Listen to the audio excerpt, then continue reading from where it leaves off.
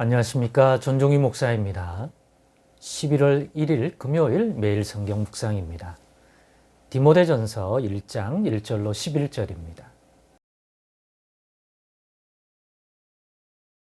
우리 구주 하나님과 우리의 소망이신 그리스도 예수의 명령을 따라 그리스도 예수의 사도된 바울은 믿음 안에서 참 아들 된 디모데에게 편지하노니 하나님 아버지와 그리스도 예수 우리 주께로부터 은혜와 긍휼과 평강이 너에게 있을지어다. 내가 마게도냐로 갈 때에 너를 권하여 에베소에 머물러 한 것은 어떤 사람들을 명하여 다른 교훈을 가르치지 말며 신화와 끝없는 족보에 몰두하지 말게 하려 함이라. 이런 것은 믿음 안에 있는 하나님의 경륜을 이름보다 도리어 변론을 내는 것이라. 이 교훈의 목적은 청결한 마음과 선한 양심과 거짓이 없는 믿음에서 나오는 사랑이거늘 사람들이 이에서 벗어나 헛된 말에 빠져 율법의 선생이 되려 하나 자기가 말하는 것이나 자기가 확증하는 것도 깨닫지 못하는도다. 그러나 율법은 사람이 그것을 적법하게만 쓰면 선한 것임을 우리는 아노라. 알 것은 이것이니 율법은 옳은 사람을 위하여 세운 것이 아니요 오직 불법한 자와 복종하지 아니하는 자와 경건하지 아니하는 자와 죄인과 거룩하지 아니한 자와 망령된 자와 아버지를 죽이는 자와 어머니를 죽이는 자와 살인하는 자며 음행하는 자와 남색하는 자와 인신매매를 하는 자와 거짓말하는 자와 거짓 맹세하는 자와 기타 바른 교훈을 거스르는 자를 위함이니 이 교훈은 내게 맡기신 바 복되신 하나님의 영광의 복음을 따름이니라. 아멘. 네, 오늘은 하나님의 영광의 복음 가운데서 바라본 율법, 하나님의 영광의 복음 가운데서 바라본 율법이라는 제목으로 묵상 나눔을 하겠습니다. 그러니까 예수 그리스도를 믿어 이제 거듭난 하나님의 백성으로서 예수 그리스도의 은혜 아래서 그 십자가의 은총 아래에서 구원받은 자로서 그 하나님의 영광의 복음 가운데서 그 비춤 가운데서 새롭게 바라본 분별한 율법에 대한 이야기를 좀 나눠볼까 합니다. 사도 바울이 이렇게 말했기 때문이죠. 그러니까 사도 바울은 그리스도인들이 예수 그리스도로 말미암아 하나님의 자녀가 되고 백성이 되고 그 구원을 회복한 그리스도인들에게 율법이란 어떤 것인지, 그 율법을 어떻게 이해하고 또 적용해야 하는 것인지에 대한 그러한 교훈을 오늘 주고 있기 때문에 이와 같은 제목의 묵상 나눔을 나누려고 합니다. 잘 아시다시피 디모데전서는 바울이 자신의 믿음의 아들 디모데에게 에베소 교회에 들어온 다른 여러 잘못된 복음의 비달에서 보면 잘못된 그러한 교훈의 확산을 막기 위해 명한 내용이고 그러한 것들을 어떻게 분별하고 또 그것들을 어떻게 다루어야 할지에 대한 가르침을 주고 있습니다. 그런 가운데 또 특히 오늘 본문은 율법의 가르침에 잘못된 점들과 적용들이 많이 있기에 바른 이해를 돕는 말씀을 주고 있습니다.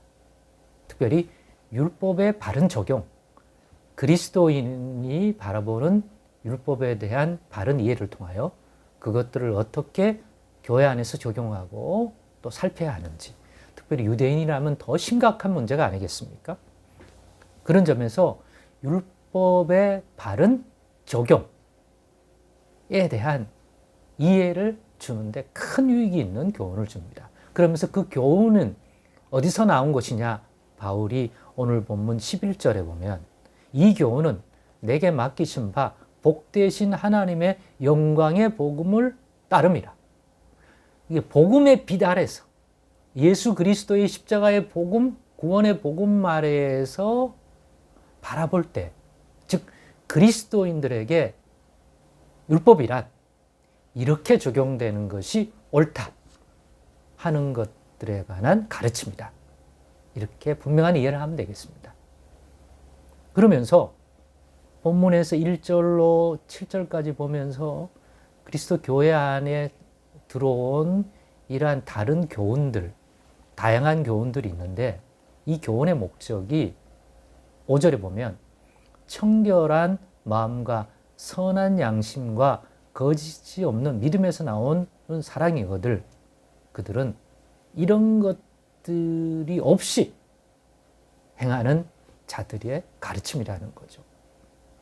믿음 안에 있는 하나님의 경륜을 이뤄가는 가르침이어야 하는데 그것이 아니라 자기의 지식의 자랑 또 기타 인간적인 목적을 위한 변론으로서 그러한 지식을 가르치고 사람들을 미혹한다는 거죠. 기회가 될 때 이 부분에 대한 것들은 더 언급하려고 합니다. 그러면서 율법이 어떻게 바르게 이해되고 적용돼야 할 것인지를 이야기해 주는 것이 8절부터 나오지 않습니까?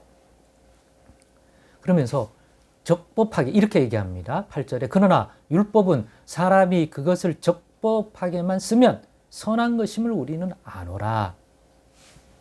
적법하게 쓴다는 건 뭘까요? 불법하게 쓰는 건 뭘까요?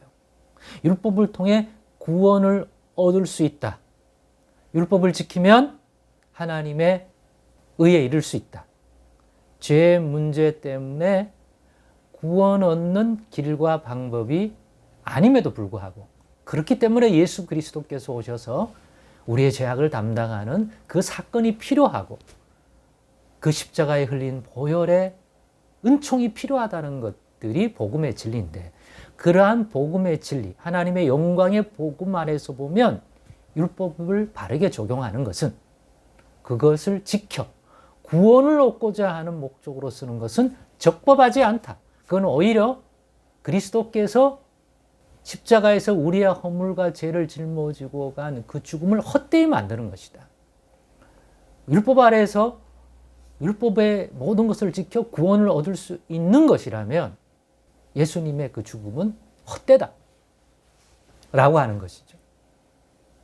그런 부분들이 이제 가르침 속에서 등장하죠.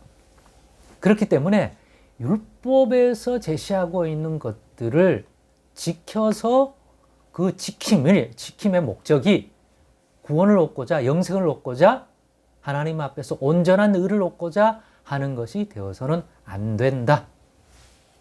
그러면 율법을 적법하게 사용하는 것은 그리스도인으로서 영광의 십자가의 복음 아래에서 봤을 때 율법의 순기능, 적법한 기능은 하나님의 뜻을 잘 분별해서 선한 양심을 가지고 옳은 일을 하려고 하는 사람을 위해서 존재하는 것이 아니다.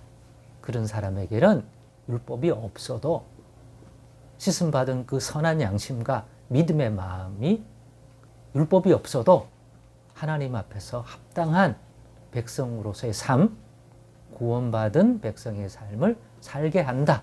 율법의 융후가 그것을 만들어내지 못한다. 그러나 오늘 본문 9절로부터 나오는 알 것은 이것이니 율법은 옳은 사람을 위하여 세운 것이 아니다. 오직 불법한 자와 복종하지 아니한 자와 경건하지 아니한 자와 죄인과 거룩하지 아니한 자와 망령된 자와 아버지를 죽이는 자와 어머니를 죽이는 자와 살인하는 자며 음행하는 자와 남색하는 자와 인신매매를 하는 자와 거짓말하는 자와 거짓 맹세하는 자와 기타 바른 교훈을 거스르는 자를 위함이다. 무슨 말입니까?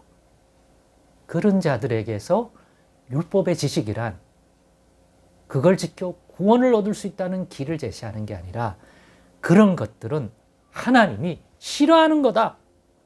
하나님 보시기에 옳지 않은 것이고 하나님의 진노를 사는 것이라고 하는 그런 가르침, 분별력을 준다. 그런데 성령 충만하고 믿음 충만하고 선한 양심 아래 예수 그리스도 안에 거하여 살아가는 자에게는 율법이 없어도 성령의 새롭게 하심과 그리스도의 가르침만으로도 하나님이 기뻐하는 그러한 거룩한 삶, 합당한 삶을 능히 살아가게 하기 때문에 그런 자들에게는 그리스도 안에서 율법은 큰 소용이 없다. 그보다 더 나은 것들이 작동하고 있기 때문에. 그러나 이 죄 많은 세상에서 악의 유혹을 받고 정욕적이고 육신을 따라 살려고 하는 그런 사람이 있다면 율법은 좋은 기능을 한다. 율법에서 말한 이러한 것들을 행하면 하나님께 부정한 거다.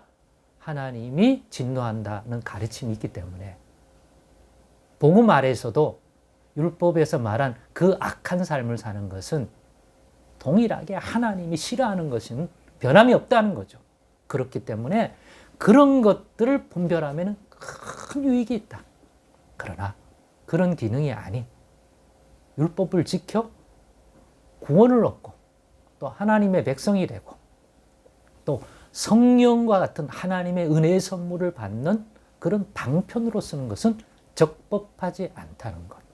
다시 한번 기억하시고 오늘의 이 바울의 가르침이 그리스도인이 영광의 복음 아래에서 바라볼 때 복음이 어떻게 받아들여지고 이해되어져야 하는지에 대한 성숙한 이해를 하는데 큰 도움이 되었기를 소망합니다.